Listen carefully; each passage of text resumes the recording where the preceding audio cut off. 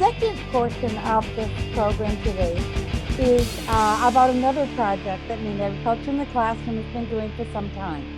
And some of you have been involved. It's called Read Me Agriculture.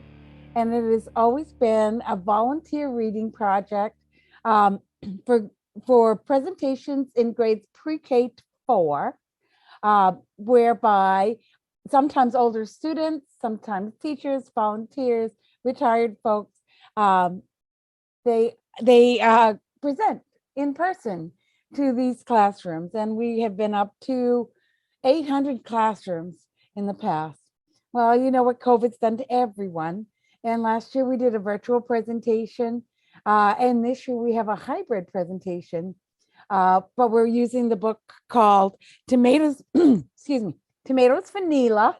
We're really lucky today to have another partnership with SNAP Education, and Samantha Grenier is going to be with us today, and she's going to do a cooking demo for one of the recipes for Tomatoes for Neela. And there you go, Sam. I'm going to let you introduce yourself. Wonderful, thank you. Hi, everyone. My name is Samantha Grenier. Also, I go by Miss Sam in schools. And I am a main SNAP Ed nutrition educator. There's our logo. And what I do is I go into schools, I go into adult community centers, any places where people go to learn. And I teach about nutrition, healthy cooking, especially on a budget. If you're not familiar with the SNAP program, it stands for Supplemental Nutrition Assistance Program, and formerly called food stamps. And those are dollars from the federal government that go to families every month to help supplement their grocery spending. So with the education part of SNAP Ed is nutrition education and healthy eating, healthy cooking, and shopping on a budget. So I'm really excited today to share with you a cooking demonstration, but not just any cooking demonstration, specifically Patty's tomato sauce from Tomatoes for Neela. If you haven't read Tomatoes for Neela before, it's really a sweet book, and I'm excited that it is Read Me Agriculture's book this year. Reading through it, it reminds me a lot of my own family, except Neela and her ama, or her mother, kind of talk about her family history and her heritage around tomatoes and tomato sauce and what her pati, or her grandma, likes to cook. And so I can't help but think about my own family heritage. Now, Neela and her ama are from India. A lot of my family, my great-grandparents, come from Italy. And so I can't help but think about all of the very good cooking that my great-grandparents, my grandparents, and my parents have done around tomato sauce, but even homemade breads and other baked goods. I love making bread, especially because it's a huge part of my family history. So that's just a little bit about Tomatoes for Neela. I am going to switch my camera, so you won't be seeing a lot of my face. I have a different camera over my cooking station. And we're just gonna go through Patty's tomato sauce recipe. I've got the recipe here, it's at the back of the book. And it goes through how to make our own tomato sauce. Okay, so this is gonna be a little bit of a sped up cooking demonstration. I will show you once I get my temperature going on my cooking pan. All right, so you'll notice that first I have all of my ingredients, all of my cooking demo supplies ready to go. This is a great cooking tip. It's called mise en place, and it means everything in its place in French. And what that means is before I even start cooking, I have all of my ingredients and all of my cooking utensils kind of in place and ready to go. And there we go. So that's important. I also did want to mention in the Tomatoes for Neela book, they talk about different types of tomatoes. So today, what we have are plum tomatoes, also called Roma tomatoes. And what Neela's Amma describes about these particular tomatoes is they're really good for tomato sauce, which is why Pati always use them. And it's because they don't have as many seeds on the inside. They're very fleshy and less juicy, less seedy. So it makes great tomato sauce. It'll take them less time to boil down. You can make tomato sauce with other tomatoes. They'll just take more time. Okay, so what I've done as I look at my recipe is I've turned my water on to start boiling tomatoes. You'll notice I already have some prepped here. But the first step in our recipe is to gather your tomatoes and make a little X at the bottom of our tomato. We want to take our little tomato top off. I'm going to put that in my garden later. And we're going to, not this side, but the other side, make a little X. I'm going to do this on my cutting board so I'm safe. Make a little, let's see, bridge with my hand and go in underneath it with my knife. You can do it with this knife, or if you're working with younger folks, you can use a butter knife. It's actually really easy to use a butter knife with tomatoes because of those little serrated edges. Okay, just like that, we have our X on our tomatoes. This is going to help us peel the skin of our tomatoes because we will not be using the skin for our sauce. So, next step would be to drop our tomato in boiling water. This is almost boiling, it's pretty hot. So I'm going to drop that tomato in, and I'm going to set a timer for about 4 minutes. Nice to have a kitchen timer so I don't forget what I'm doing. Okay, so while that's happening, we're going to fast forward a little bit. 4 minutes later, we have all of our tomatoes pre-skinned. You'll see that the tomato starts to look like this. It gets all wrinkly, and you can just easily peel that skin right off the tomato. You want to get all of it off. See how easy it peels off?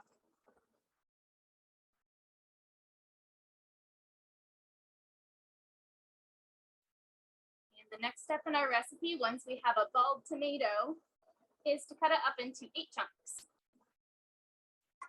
So I'm going to use some extra safe knife skills. I'm going to curl in my fingertips here, just so I don't cut those. Cut off the top and chop it up. These don't have to be perfect cuts. They're just going to be boiled down later. Great. We've got my tomato chunks. I'm going to add them to the rest of our tomato chunks. Okay. Lovely. I can see that our tomato in the pot is already starting to peel off. And I don't know if you can see it. Be careful, this part is hot. You can see the tomato peel starting to come out of its skin a little bit. Okay. While the tomato is finishing up here, I want to make sure I prep my next step. I need 1/4 cup of olive oil. I have it here, measured out. I have some salt, pepper, and bay leaves. The recipe calls for fresh bay leaves. All I have are dried bay leaves today. I couldn't find fresh ones. Actually, it looks like our tomato is just about done.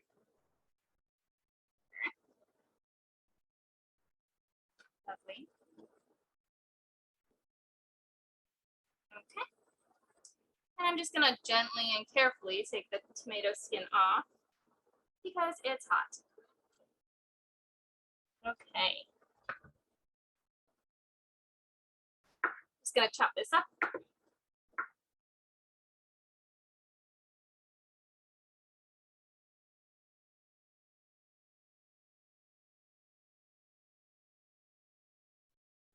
Okay, fast forwarding to the next step. We need our 1/4 cup of olive oil.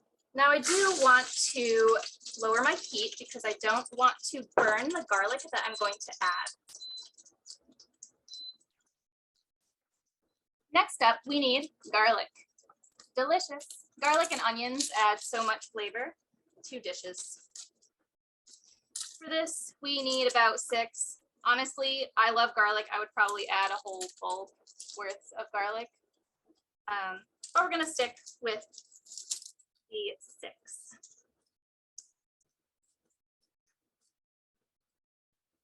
Lovely. There's a special way that you can quickly chop up garlic. This recipe calls it to be sliced. So I'm gonna take off the bottom, take off the top, and I'm gonna lightly crush it with my knife, taking the bottom of my hand and crushing the garlic. Easy to peel that way.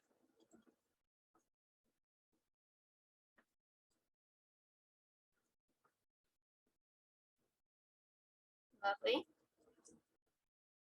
I'm just gonna slice it up. I'm keeping it pretty big on purpose.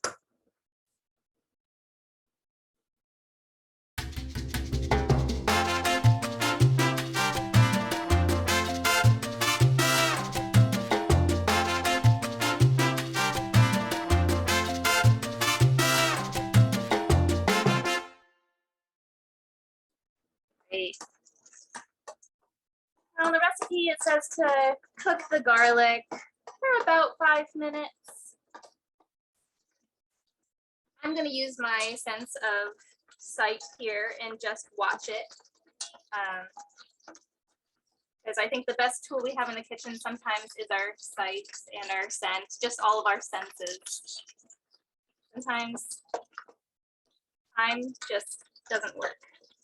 That garlic is looking really great. It'll continue to cook in our sauce. So I'm gonna say that's pretty good. I might cook it a little bit more if I wasn't doing a cooking demo. But I'm gonna go ahead and put our tomatoes in now, being careful of hot oil splashing.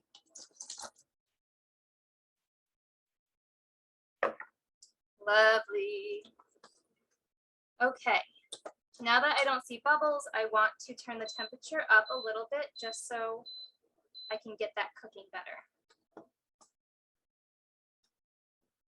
Okay, and all that's left to do is add some of our ingredients. I want to put a little salt in. Just gonna eyeball it here. I can always add more later. I can never take away. That's what my dad always said.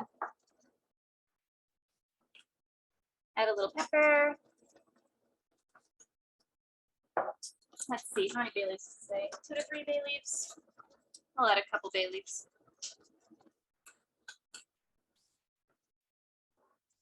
And the only ingredient I have left that I didn't add is some sugar. Now, in the directions, it says you can add sugar if you're not using in-season tomatoes. I do want to mention that we're not using in-season tomatoes because it is January in Maine, and I mean, you can get tomatoes. You can get tomatoes from greenhouses right now, but there's nothing quite like a fresh summer tomato that's been grown outside. So since I'm not using an in-season tomato, they're not going to be as sweet and yummy, which means I could add a little bit of sugar to add some of the sweetness and pretend it's a nice in-season tomato. I'm starting to see some bubbles, which is a good sign. I want to keep it on a simmer. I think I will add a little bit of sugar. Not too much. I want to try it before I add any more. And voila, this is going to cook right down. I want to add my cover. And every 5 minutes or so, I'm just going to give it a little stir. And it will be done in about 20 minutes, 30 minutes, depending on how juicy the tomatoes are. We're excited at Bay Neck in the classroom to see more and more schools incorporating some of this cooking into their programs, sometimes with a school garden program, sometimes not. But we are seeing, grant requests for cooking carts that go classroom to classroom. And I know several schools that already have those carts. And so it's pretty neat. And we thought this book, Tomatoes from Neela, would give them a great resource to use and support that program, that really garden to table type of experience for the kids.